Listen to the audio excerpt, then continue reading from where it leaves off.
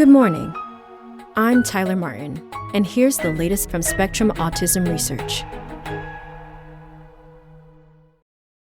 Autistic academics seek inclusivity to combat burnout. By Angie Voiles-Askham.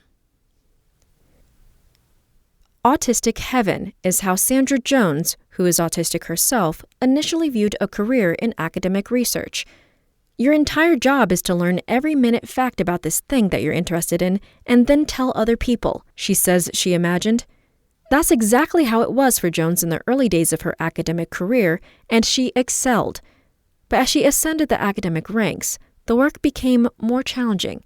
Her schedule filled up with faculty meetings and paperwork, leaving less time for research, and she found herself overwhelmed by department politics that she didn't care about or understand.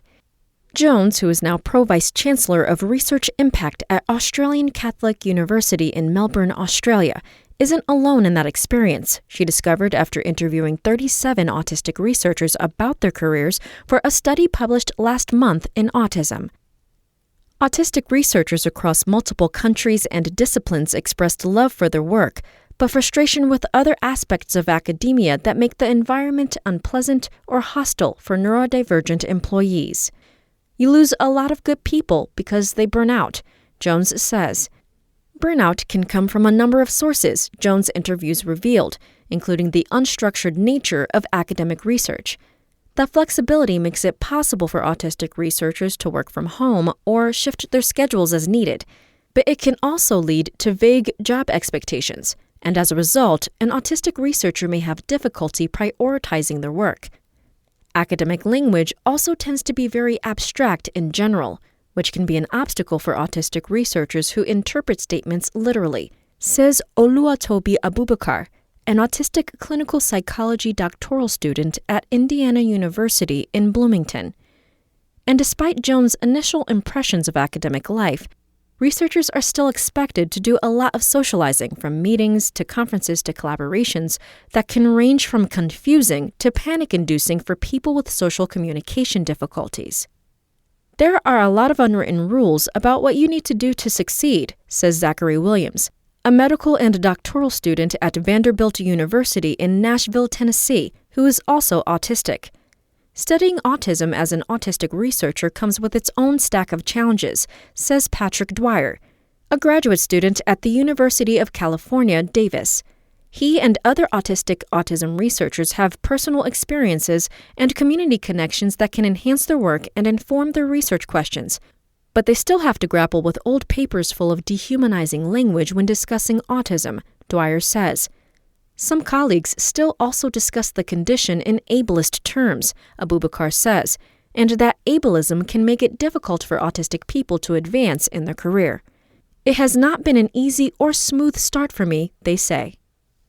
One way to overcome these obstacles, Abubakar says, is to find supportive mentors who acknowledge it and embrace neurodiversity and diversity in all forms, and not just merely tolerate it. Researchers can reach out to previous students and trainees and talk to other researchers in their department to figure out if a potential mentor is a good fit, she says. Talking with colleagues can also be helpful when trying to figure out the unwritten rules of a department, Williams says. If you're an undergrad, find a grad student. For a grad student, find a postdoc, he says. That is the person who is going to have the most relevant experience for you and can probably give you the best tips and the most pertinent information. Communities of other autistic researchers can also be a helpful place to discuss career questions. Some options include the participatory Autism Research Collective, the Facebook group Autistic Researchers Researching Autism, and the INSAR Autistic Researchers Committee, which Jones, Abubakar, Dwyer, and Williams belong to. When up for a promotion, Jones says negotiate carefully. Autistic researchers who want to advance their careers should be aware that higher positions often mean more meetings, she says. An option, Jones suggests, is to say, if you want me to be the director of X, I need an associate director who can handle tasks such as meetings and presentations. Little changes to daily life can also make a big difference for autistic researchers who need more energy for their research, says Dina Gasner, a graduate student at Adelphi University in Garden City, New York, who is autistic. Taking steps such as prepping meals ahead of time eliminates my executive function burden, she says, and gives her more energy to devote to her work. Spending time on self-care, such as getting massages and going for walks, also keeps her more in touch with her physical well-being. But the onus of making academia an inclusive and supportive environment shouldn't always be on the autistic researchers, Gassner says. Non-autistic researchers can help by understanding where their autistic colleagues are coming from when they need to turn off their camera for a Zoom call, for example, or dim the lights in their office to reduce the amount of sensory input they are experiencing, Jones says. Allowing for multiple forms of communication, such as writing, signing, or augmentative and alternative communication, can also make a department more inclusive, Abubakar says. Not all neurodiverse individuals can or want to engage in verbal communication, they say.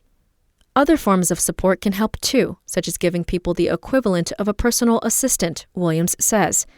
That step might be enough to nudge someone who might have dropped out as a postdoc or left academia for industry into a successful professorship, he says. We have a lot of untapped talent in the group of autistic researchers that are out there. Autistic researchers' skills, such as lived experience, attention to detail, and creative problem-solving, can only benefit the field of autism research if the field supports the whole autistic person, Jones says. These things go hand in hand, she says. In order for me to bring these strengths, I need to address these challenges. That's all for today. Check back on Friday for more content from Spectrum Autism Research, or go to spectrumnews.org.